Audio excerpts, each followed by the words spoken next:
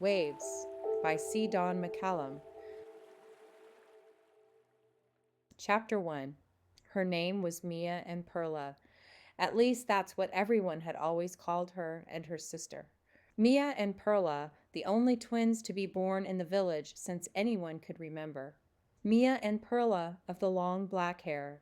Mia-and-Perla, side by side for the past 13 great seasons of the tree. Always. At least until 2 nights ago when the world swallowed Perla. Now she was just Mia, alone, forever. Morning light slipped under the canvas wall, luring the villagers outside to the new day. But Mia didn't want to go. She wanted to wait for another quake to come like they'd come so many mornings these past 2 seasons. When it did, she would bow her head under one of the poles, holding up her family's tent and hope. On the other side of the tent, her mother hadn't stirred on her pallet. Unlike where the twins slept, Seema's pallet was made for one. Mia-and-Perla's father didn't live to see the world shake the village's walls to a pile of nothing that resembled the place the people had lived ever since they'd been built around the tree. His name was Orna, and his was one of the first names called by the mouth of the world seen in many dreams of the villagers. Mia touched Perla's pillow. She caressed the blankets that usually rose and fell with each of her sister's breaths. The emptiness hurt her heart. Perla, she thought, was it my fault that you were swallowed in the night? Was it because of what I did? Everything was already falling apart before Perla disappeared, before Mia stole the old storybook. Reaching under her blankets, she pulled out the old storybook she had stolen when no one was looking. How could something so small mean so much to her people? How could it mean so much to the world that it would call her sister's name as her punishment for hiding it? On the day of the biggest quake, when the children were digging through the rubble, listening for cries and moans, sifting the dust and stones for any useful objects as they dug, Mia's hands busied themselves by grabbing any part of the past she could hold on to. She stood on the pile and thought about what might be under it. And then she found it the teacher's cabinet where the storybook, worn and ancient, waited to be found. The teacher never let them touch it when they went to school. The storybook is very old, he would say, palming the tiny object so precious to them all. It carries within its words all the mysteries of the village, of how we came to be here, of where it is we're going. His eyes glowing, he whispered hopefully, maybe one day one of you will unravel its secrets. But after the quake started and the world started swallowing people in the night, no one cared about the storybook anymore. There's no time for stories, the adults told them. School is canceled. There's too much work to do. The field needs plowing. The orchard needs pruning. The rubble needs to be sifted, and the wolves are watching our doings. The memory of their words made her sick. Mia could touch the book all she wanted now. The pages smelled old when she opened it. They crackled under her fingers. Black letters leaned on the dark leaves, staring at her but making no meaning. Perla always told her what the little lines and circles meant, what the stories were about. Now it was as useless as all the rubble in the old village. Was it worth it? Was it worth losing my sister over this? At least Gerlain would be there by her side when she got to the rubble. He would whisper to her as they worked. She would watch his hands pull away the pink and gray stones. He would throw pebbles at her and make her laugh. She would look into his eyes, eyes that made the villagers say, "That boy has the sky in his eyes instead of the ground like us." His strange blue eyes like no one else's. Mencha, the oldest woman in the village, the one everyone looked to for guidance, remembered seeing a woman who had eyes with the sky in them when she was a girl. "She made us laugh," the old woman said, "but she also made us cry with the trouble she brought. Gerlain will do the same, I'm sure." Mia could still see Mencha's lips pursing when she thought of the blue-eyed woman, but she didn't think it was right to assume Gerlain would be like her. Gerlain's eyes, his stories, made her happy. But maybe he wouldn't feel like laughing today. He'd hardly said a word yesterday. She knew why, of course. Everyone always said Perla was for him, that they would be married when they grew up. Mia didn't understand how everyone seemed to know that. After all, she thought as she turned over in her bed, Weren't she and Jerlane the ones who were just alike? Don't we love to run and keep our hands busy? Don't we always have fun together? What did Perla do that was so amazing? She told the old stories. She was good at that. But why did everyone think that her sister was so special? Ever since she could remember, Mia had seen the eyes of the villagers follow them as they passed. Ever since she could remember, those eyes had always ended up on Perla. But why? Wasn't she good enough? The smell of the book turned her stomach. She closed the worn pages. I love him too, she thought. I always have. Maybe now that Perla's gone. No, she shouldn't think like that. She couldn't. A tent flap outside slapped open. The day was starting and Mia's stomach ached. She slid the book under her belt. No, she should not have stolen it from the rubble. She would have to take it back to what was left of the old school, hide it where she found it, make things right again. It wouldn't bring Perla back, but at least the world would see her good intentions. She would sneak it back today. Then Seema threw her blankets aside. Mia-and-Perla, her mother shouted, as if waking from a nightmare. Her eyes looked wildly around the tent. Her faded black hair swirled in an unseen a storm, and her dark eyes locked on her remaining daughter. Mia, get up. Get your shoes on. Mia knew what was going on, what was about to happen. Ever since the biggest quake, Seema always knew when another was coming. Mia looked at the pole just starting to wobble in the center of the tent. She thought of where she might lie down, the damage it might do when it fell. But her mother grabbed her wrist and snatched up their shoes. Throwing back the tent flap, Seema pushed her daughter out into the stream of people already heading to the fountain on the trembling road. Mia pulled her belt tight, securing the storybook under her blouse as the world shook under her feet. The tent flap fell closed behind her. Her mother dropped their shoes to the shaking ground. They held each other's shoulders to steady themselves as they slipped them on like they always did in a quake. The tent village leaned from side to side, threatening to fall on the ground. The rumbling grew. But no one screamed. They'd been through this before. Is Mensha out of her tent? Seema yelled over the grumbling world. A crack opened in the road behind her, but she didn't appear to notice. With dead eyes, a villager quickly stepped over a gaping hole that closed again under him. People looked around for Mensha. Had she gone missing in the night? Mia held her breath. She was tired of the old woman staring at her all the time. But that's not right. I can't think things like that. There she is, someone called over the roar. Ulsa, the mute, led Mensha by the elbow, and the old woman waved. The world sounds hungry, she yelled in her strong voice over the grumbling world. Maybe she didn't feed on us in the night. Relieved by Mensha's presence, the villagers walked toward the fountain like they had for the past 233 great seasons of the tree, only they didn't go for the morning greetings anymore. No chatter and laughter. Now they went to see what hands were left, to see who was still alive.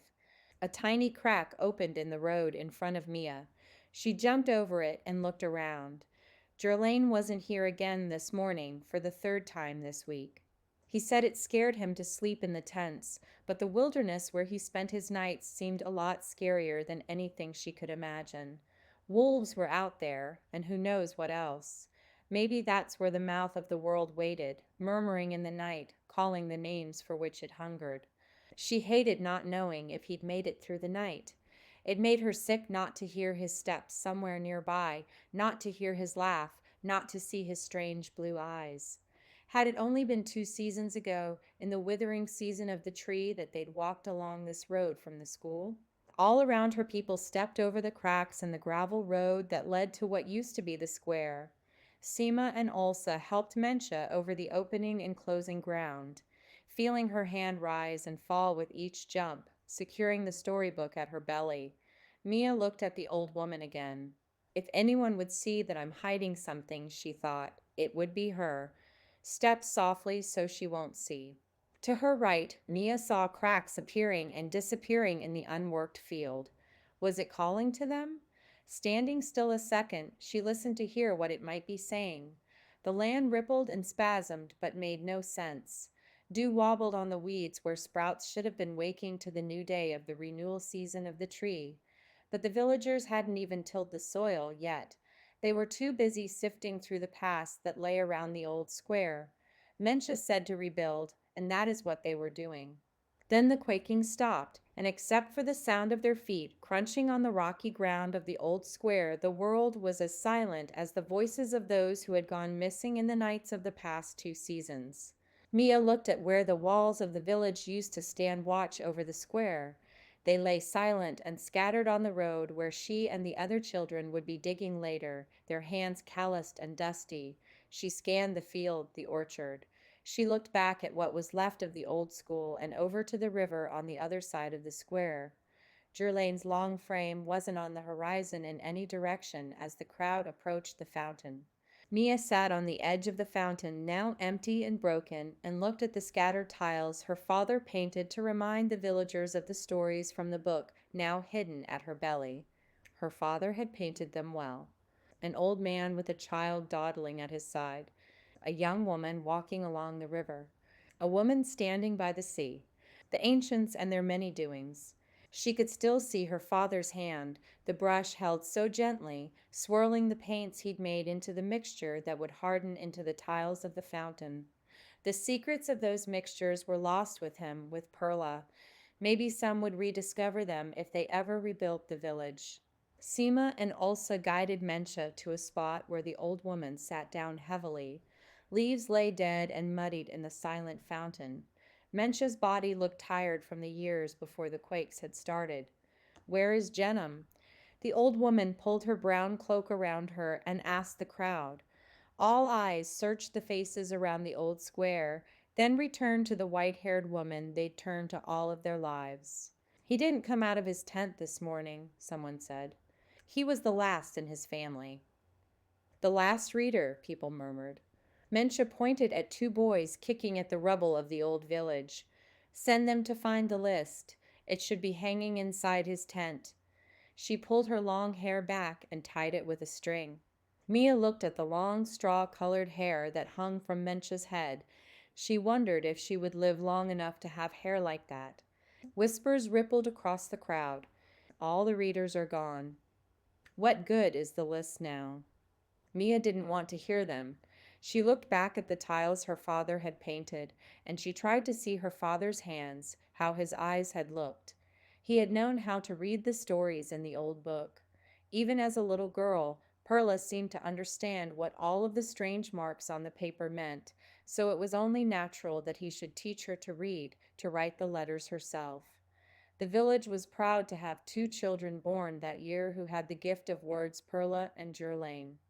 It only seemed natural that they should be for each other. He should be here by now, Mia thought, as she looked at the edge of the wilderness and the points in between where she sat. His mother, Tora, squeezed her hands and paced the perimeter of the old square, also looking for him. "He sleeps better out in the wilderness," she said aloud to no one. "He'll be here soon." We have to believe that, don't we? We have to believe that the one who goes missing in the night of his own accord will come back. Who knows? Maybe they'll all come back. Half the village will walk up from the wilderness, waving their arms and smiling, calling for a new list to be made.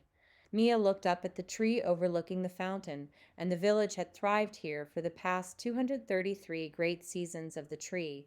For 232 seasons of renewal, of warming, of withering, and of chilling, the great tree had watched over them all and borne delicious fruits for her children to enjoy while she slept during the chilling season. Mia touched the storybook. She looked at the rubble lying around the edge of the square and tried not to listen to the talk that was growing louder around her. It was so much quieter in the old square now without the echoes of voices bouncing off of the walls, without the fountain singing. Even the trees' leaves were hushed. The season of renewal was only recently upon the world, and the leaves were just showing themselves, waving to the sky and sun and tickling the air. No one could help but notice that some of the limbs were silent. Mia watched the villagers steal glances at the tree. They couldn't bear to see her dying. The walls could be rebuilt. The fountain could be repaired. But how do you heal a great tree that was unlike any that they had ever seen before, even those who had braved the wilderness surrounding the village? Once the tree was dead, there was no reviving it. Maybe, Mia wondered, that's why the first villagers had come here and planted the tree that marked time in their little village. Or maybe the tree in their old village had died, so they had moved on until they found this tree, young and reaching toward the sun. But the storybook didn't say, so they would never know. The sounds of little boys' approaching feet pounded on the gravel road, and the talking stopped. Was Jerlane with them, challenging the boys to run faster? Mia stood on the edge of the fountain to look over the heads of the villagers. He wasn't there. She thought her heart would stop, but somehow it kept going. Tora still paced the square, looking. He was nowhere to be seen. One of the boys shook the scroll in the air and headed straight to Mensha. The other boy ran up with a piece of charcoal. Jenem wasn't there, the boy whispered. Thank you, she said. The old woman unrolled the list of villagers. 312 names, a black line ran through half of them. Seema, Mensha said, handing over the list. See what you can do with this. Mia's heart stopped as Seema bowed. Don't make her do it. She wanted to cry. You know she can't read the words. She's doing enough already. She's tired enough when she gets home from the care tent. She can't take much more. Seema took the list in her hands and frowned at the names that remained unmarked on the paper. No words were spoken. Looking up through the limbs of the tree, Mia watched the early morning grays fade from the sky. The sun still shone through the limbs as it overlooked what was left of its village. Birds still hopped from branch to branch singing, but Mia wanted to break off from this world like the dying limbs of the tree, like a tired leaf in the withering season. She wanted to drop to the ground and dissolve into nothing. She wanted to be still for a very long time. Thank you for listening to Chapter 1 of Waves by C. Don McCallum. If you're enjoying this story, please consider sharing it with someone you know. And please like the video and subscribe to this channel to help others discover these stories.